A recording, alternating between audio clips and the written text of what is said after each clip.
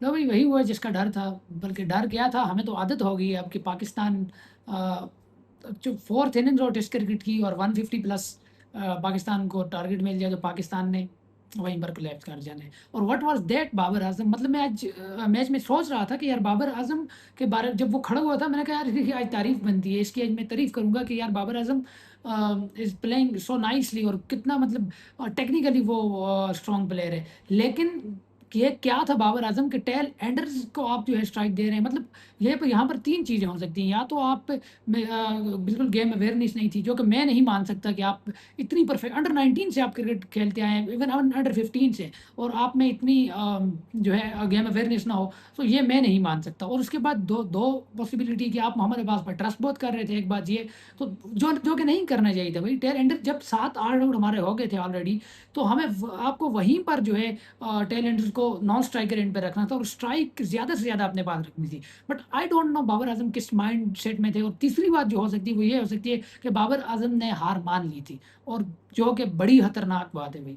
ये अगर बाबर ये सोच थी बाबर आज़म की कि बाबर आज़म ने हार मान ली थी, तो इससे ज़्यादा जो है ना खतरनाक बात नहीं हो सकती। क्योंकि इस माइंडसेट के साथ अगर आप जाएँगे तो आप डिज़र्व ही नहीं करते फिर जीतना। आप फिर जीत तो सकते ही नहीं है, ऑब्वियसली आप फिर किस तरह जीतेंगे जब इस माइंडसेट के साथ जाएँगे। लेकिन आप जीतना डिज़र्व भी नहीं करते कि आप मैच जीत जाएँ। सो उसके बाद मोहम्मद अब्बास जिस तरह से लास्ट में खड़ा हो गया साथ में बाबर आज़म के, वो तो एक बोनस था यार, उसने तो नहीं खड़ा होना था इस तरह से जिस तरह वो खड़ा हो गया। और बाबर आज़म अगेन बड़ी अच्छी इनिंग्स खेली, मतलब टेक्निकली ही वाज़ साउंड, वो अपनी कैलकुलेटेड शॉट्स मार रहे थे। लेकिन जो एंड में बाबर आज़म ने किया करना, वो मेरी समझ से बाहर था। हमने तो आज तक यही टेस्ट क्रिकेट देखी है, अगर इस तरह की सिचुएशन आ जाए, तो फिर हमें क्या करना है कि जो हमारा मेन बैटर होता है, वो स्ट्राइक ज़्यादा लेते हैं और वो लास्ट बॉल पर सिंगल देकर नेक्स्ट ओवर में हिट करने की कोशिश करते हैं, मैक्सिमम रन्स गेन करने की कोशिश करते हैं। बट बाबर आज़म ने यहाँ पर जो किया है, वो समझ से बिल्कुल बाहर है,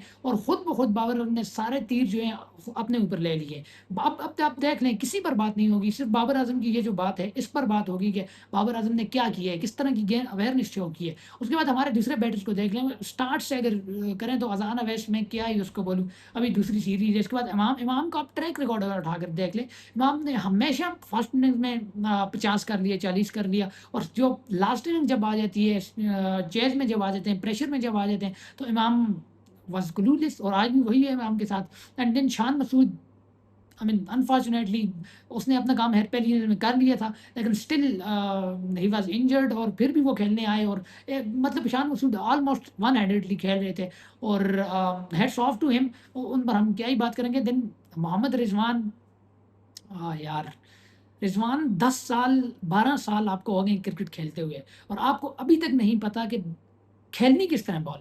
देखें जो रिज़वान जिस तरह आउट हुए, रिज़वान का सर कहाँ जा रहे हैं? अगर मुझे यहाँ पर बैठकर रिज़वान को ये बताना पड़े कि रिज़वान आपको बॉल को किस तरह खेलना है, बॉल को आने दो यार अपने तक, ठीक है?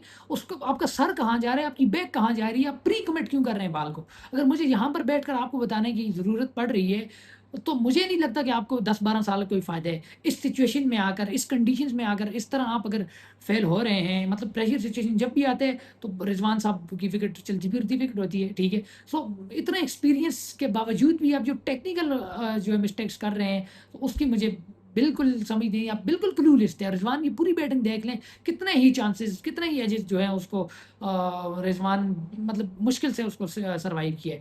सो रिज़वान वाज़ क्लूलेस, रिज़वान क्या क्लूलेस था, हमारी पूरी बैटिंग क्लूलेस थी। जिस तरह से बॉलिंग कर रहे थे वेस्ट इंडीज़, मतलब उनके जितने भी बॉलर आप उठाकर देख लें, क्या लाइन, क्या लेंथ, और ऊपर से पेस का उनको जो फ़ायदा था। I mean condition obviously bowlers को सूट कर रही थी, बट स्टिल बॉलर्स तो हमारे पास भी थे। बैट्समैन को तो हमने बैटर सारे उनको तो मैंने रगड़ा लगा दिया, लेकिन बॉलर का क्या होगा?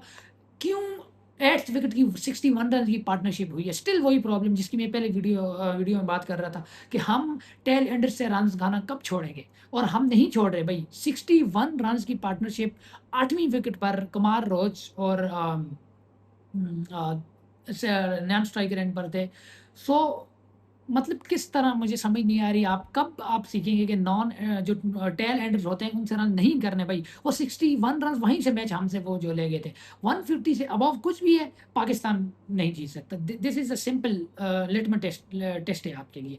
और अगेन जिस तरह से हमने फर्स्ट इनिंग में कोलैप्स किया है, वो भी मतलब कोई नया नहीं था हमारे लिए। हम तो इसके यूज़्ड टू हैं कि 20 रन्स 30 रन्स के अंदर हमारी 7 विकेटें गिर जाती हैं। 40 रन्स के अंदर हमारी कोई लास्ट 7 विकेटें गिरी हैं थी, ठीक है। उसके बाद बॉलर्स मतलब देख लें आप, क्लियरली आपको डिफरेंस नज़र आ रहा है पाकिस्तान की पेस अटैक में और वेस्ट इंडीज़ की पेस अटैक में। उनकी आप स्पीड देखें 140 प्लस, मतलब ग्रीव्स को देखें आप, सील्स को देखें और जोसेफ को देखें। I mean what a bowling, what are, मतलब क्या ज़बरदस्त किस्म की वो बॉलिंग कर रहे हैं। और 140 प्लस से वो नीचे आ ही नहीं। मतलब सील्स और कुमार रोच जो हैं वो मतलब 130 में भी कर लेते हैं।